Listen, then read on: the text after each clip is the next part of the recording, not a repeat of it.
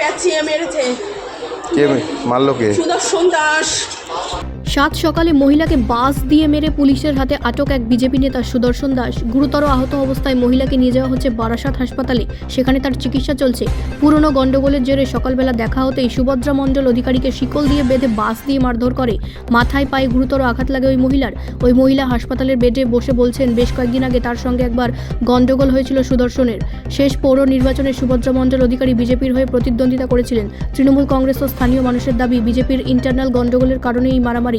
সুদর্শনকে আটক করে বারাসাত থানার পুলিশ ঘটনা তদন্ত শুরু করেছে। যদিও এ বিষয়ে বিজেপির তরফে দাবি করা হয়েছে, নিজেদের মধ্যে পুরনো কোনো গন্ডগোলের কারণেই মারামারি, এর সঙ্গে রাজনৈতিক দলের কোনো সম্পর্ক নেই। পুলিশ তার মতো তদন্ত শুরু করুক। ওইটা পেঁচিয়ে মেরেছে। কে মারলো? কে? সুদর্শন দাস। সুদর্শন দাস একা ছিল? তার 3-4 দিন আগে সুদর্শন ওর বউ, ওর মেয়ে, ওর ভাইয়ের বউ আমার বাড়ি গিয়ে গন্ডগোল করে আমাকে রাস্তায় ফেলে মেরে এদিকে মুখ কেটে দিয়েছে, মাথায় লেগেছে চোট। হ্যাঁ, এর বিচার আমি চাই দাদা। আপনি কি আমার মা। কোথায় মেরেছে? কোন জায়গাটায়? আপনাদের এই যে খালপাড়ের ওই রাস্তা দিয়ে, ও আমার সাথে 4-5 দিন আগে গন্ডগোল করেছিল বলে আমি ওই রাস্তাতে যাই না, দেখে এই করবে বলে। ওটা আবার যদি মনে হয় করে, তার জন্য ও পেছন ঘুরে বন্ধুদের বাড়ির উপর দিয়ে ওই রাস্তা দিয়ে রবি আছে না, রবি ছিল ওই যে সামনেতে যায়, ও সেইখানে ওখানে দাঁড়িয়ে একজনের সঙ্গে কথা বলছিল। আর যেই যায় না, আমার মা ফোন করেছে যে কাঁদি যাচ্ছি। কি দিয়ে মারলো বললেন? বাঁশের সাথে চিকুলি পেঁচিয়ে, বাঁশের সাথে শিকল পেঁচিয়ে ও বাবা মেরেছে। আপনি কোথায় মেরেছে? মাথায়, এখানটায়। আর কোথায়?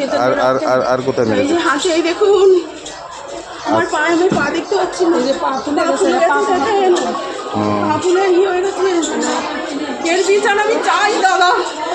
ওর শয়তানটা প্রথমে হাত জোর করে আপনাদের সকলের কাছে আমরা বাণীকণ্ঠনগর বিজয়নগর অধিবাসী বৃন্দ হিসেবে আজকে যে ঘটনাটা দেখলাম, চোখের উপরে খুব খারাপ লাগলো।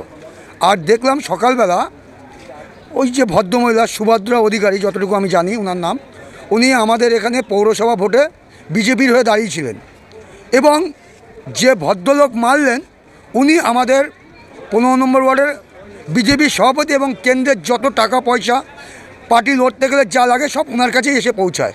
হঠাৎ সকালবেলা আমরা রাস্তা দিয়ে যাচ্ছি, দেখতে পাচ্ছি ওই যে ভদ্রমহিলা যে বিজেপির প্রার্থী হয়ে দাঁড়িয়েছিলেন, উনাকে ওয়ার্ডের সভাপতি, বিজেপির সভাপতি, ওনাদেরই দলের সভাপতি, সে ওনার দল করার থেকে বড় কথা, ওনার দলের সভাপতি দেখলাম বড় এক খেটো দিয়ে এমনভাবে মেরেছে।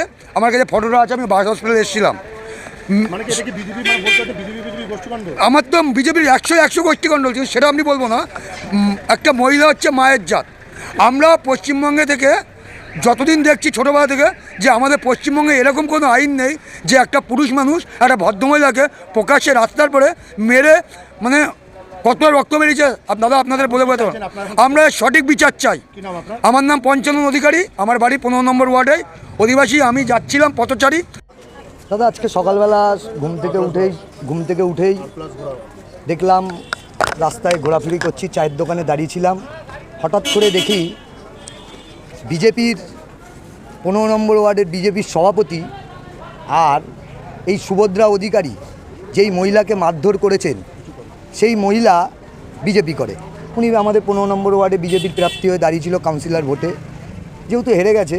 কিন্তু আজকে সকালবেলা দেখলাম এই সুদর্শন দাস বিজেপির সভাপতি, সে ওই বিজেপির মহিলাকে বাস নিয়ে চড়া হয় তার মাথার পরে। আমরা সবাই মিলে দেখে আশেপাশে যারা ছিল তাদের সবাইকে ডেকে সাথে সাথে মহিলাকে নিয়ে এসে হসপিটালে ভর্তি করি। এখন মহিলাকে ওটিতে নিয়ে গেছে, খুব অবস্থা খারাপ আছে। অবশ্যই এটা বিজেপির গোষ্ঠীদ্বন্দ্ব। আমরা চাই যেন এর সঠিক বিচার পাই, এটাই চাই আমরা। আমার নাম সন্দীপ সাহা, এলাকাবাসী, 15 নম্বর ওয়ার্ডের বাসিন্দা। ব্যুরো রিপোর্ট, রাষ্ট্রীয় প্রসার বাংলা।